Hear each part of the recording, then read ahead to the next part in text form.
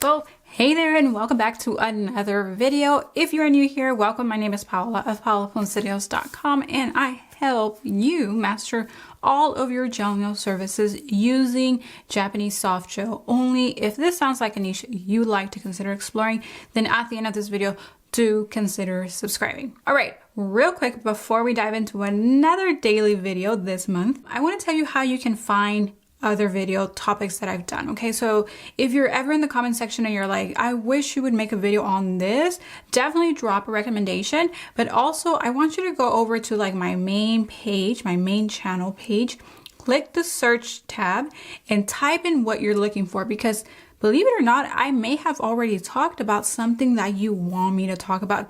We've created, I don't know, over 200 videos, I want to say, at least.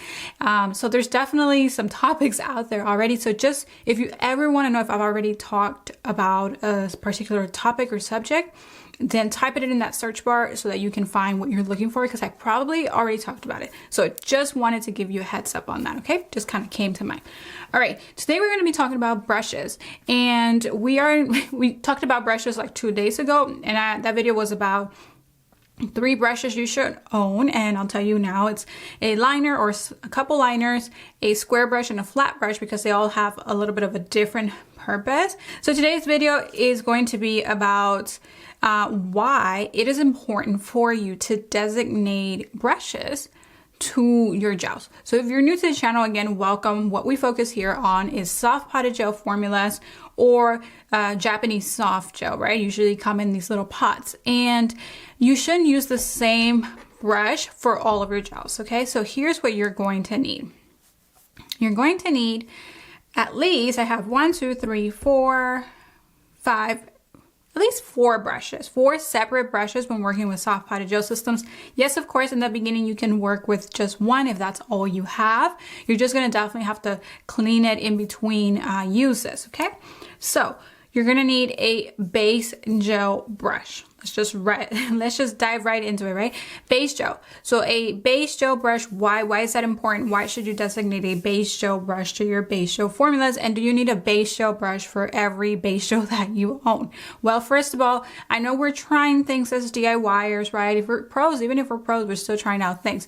But ultimately, I want you to just have 2, maximum 3 brands that you use, and I do try to lead by example. So you know my 3 favorites are Kokoist, Vetro, and Leafgel. And usually when I'm doing a tutorial or something, I do like to keep it within 2 brands, just so you can see how I use all of the products from at least one brand primarily and like a secondary one. So that's going to save you a lot of troubleshooting and a lot of money, okay? You will need a dedicated base gel brush, because base gel has adhesion component, okay?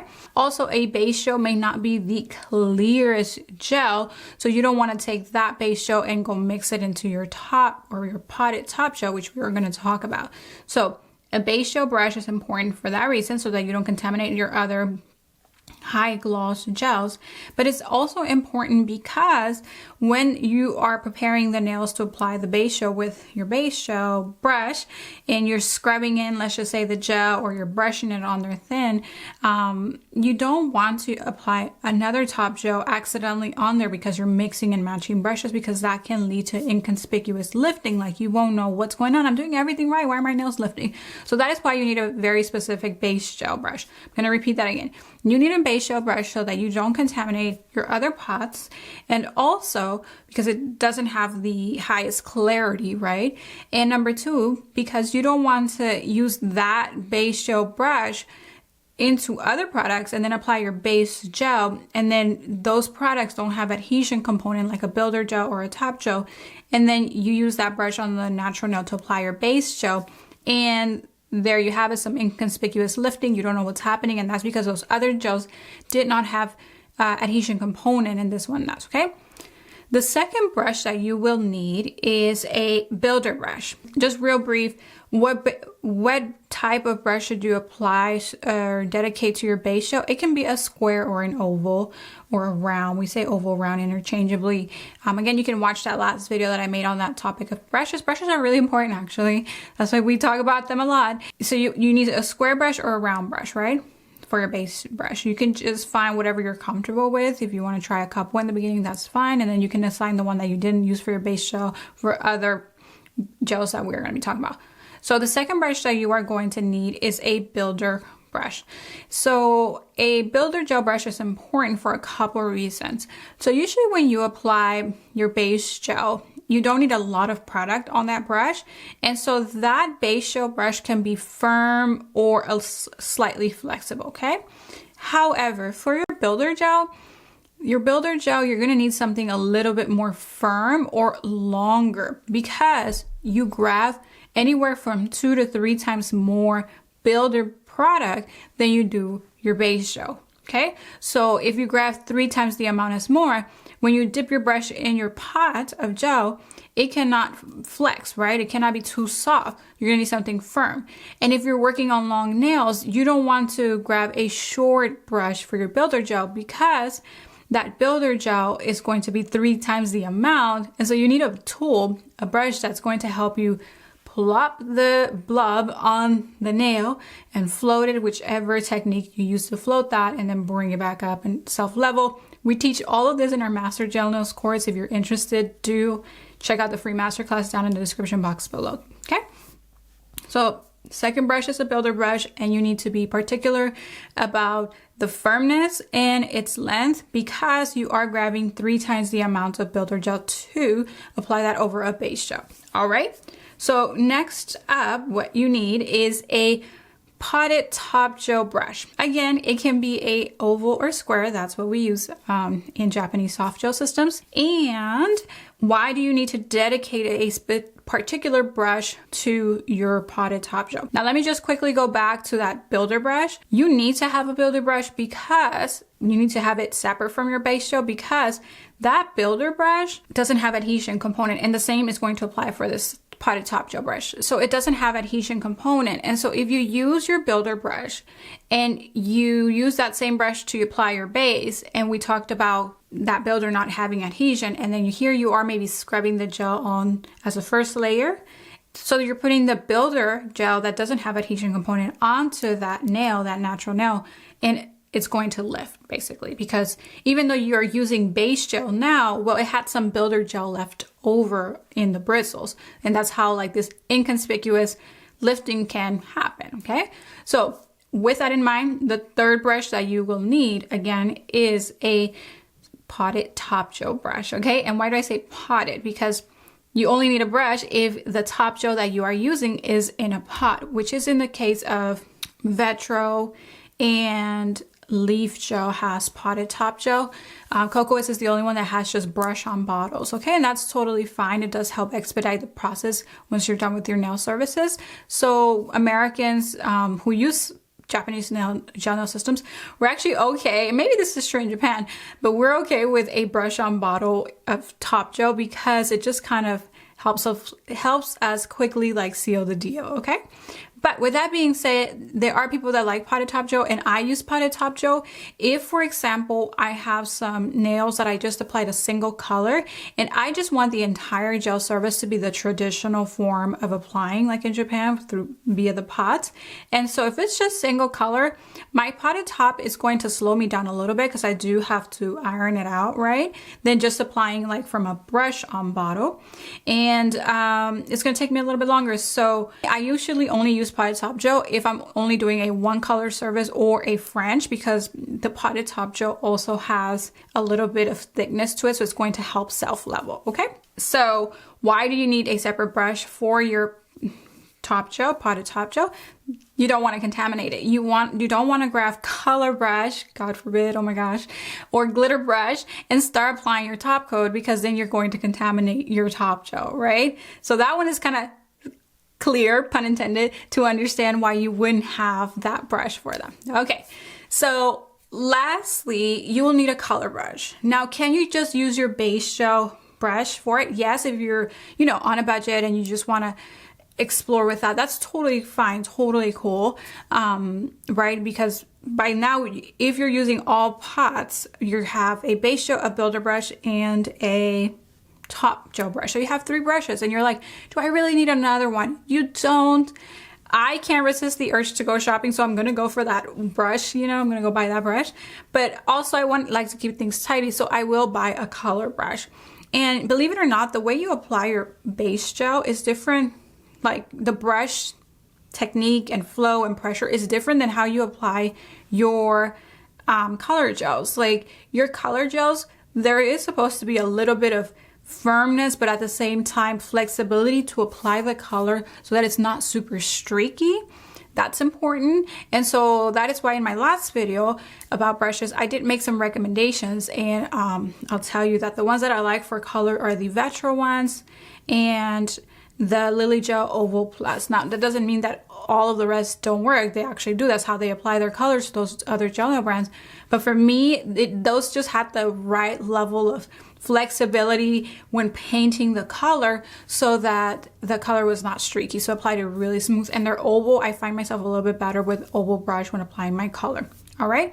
So you'll need a color brush. And here's where you can even get even more like intricate. Okay. Like you can apply a color brush, assign a color brush to your dark colors and your light colors. Okay, so I know that some don't, right? Because that's going to require two brushes, that you do a light color and a dark color. But please, like if you can make the splurge, then I would go ahead and buy 2 additional brushes for your colors. One for dark colors, one for light colors. Now, I don't want to overwhelm you, but I do have to let you know that some of us have even 3 application brushes for our colors. Why? Light, dark, and glitter. Okay? Because glitter, if you get that on your brushes, it's gonna take 3 uses to completely eliminate it. Okay? So I'm just saying that if you're particular and you have a little bit extra more to spend, that's what I would do. That's what I do. I do light, dark, and glitters. And on top of my base gel brush, my builder brush, and my top gel brush. So if you want it to be completely extra, let's just wrap it up now. Base gel, builder gel, top gel, color, dark color, light color, and glitter. Those are 6 brushes. Do you need 6 brushes to thrive in the Japanese soft gel world? Absolutely not. But welcome to the fun part of being a Japanese gel nail stylist, is that you actually get to go shopping with a real excuse. Like, well, yeah, I don't want my dark colors and my light colors mixing, or my glitter mixing, right? Or I don't want to contaminate my base gel in my top and my builder and all of that. Okay, so just something to consider. And now let me give you the opposite end of that, right? If you wanted to be conservative, you could start with just 2 brushes. Okay, completely conservative here. I got you. I know you're DIY. I know we're all on a budget, right? If you want to be conservative and you're new to soft potted gel nail systems or Japanese soft gel, then you can just start with 2 brushes, application brushes. What are those? A base brush and a builder brush. Okay, and what about all of the other things that we do with a brush? Can we use any one of those for those? Yes. So your base gel, you can recycle to use with your colors, and you might have to just work out the glitter real good with some alcohol and a cleansing gel before, you know, moving on to the other gel that doesn't have glitter. And you can use that builder brush for your potted top gel, okay, if you wanted to. Why? Because actually the soft builder gel in Japanese soft gel systems is often used to top gel the nails. So if you want some high shine finish, it's not a bad idea to, or you didn't have top coat. Let's just say, seriously, I just had this question asked within my community the other week, and someone said, like, I ran out of top coat and I don't think I'm gonna get it like in time, or I'm running out of top coat, right? What should I do, or what can I do while I'm waiting for it? Well, I recommended, based on my knowledge from Japanese soft gel systems, you can use your builder gel to top coat and also overlay the nails. It does have some shine to it. I would even say like a high shine finish, not like a full authentic top gel, but that's what you can use. So if you're being super conservative and you only could afford 2 brushes at the time, I would actually say please try to afford 2 brushes, not just 1 brush. It would be one for your base gel and one for your builder, and the base one you would use for colors and glitters, and then the builder one you would use exclusively for your builder and your top coat. All right, that is it for me. I hope that was super helpful, and let me know what kind of mechanism for brushes do you use in your hobby or business using Japanese soft gel. We're continuing on with our 1 video per day challenge this month. That's right, 1 video each day for a total of 31 consecutive videos. If you're all in on soft potted gel nail systems or being a specialized gel nail stylist in these systems, I got your back these next 30 days, and of course in this channel altogether, because those are revolving topics here. Please make sure to subscribe to the channel, but most importantly, hit the notification bell icon so that you're notified as soon as our video drops. Otherwise, every video goes up at 6 p.m. Eastern. Thank you for watching, and if you found this video valuable, would you do me a favor and give it a thumbs up so that I may help more people? Do check out the description box below for any current resources and promo codes. Thank you for watching, and I'll see you in the next one. Out for now.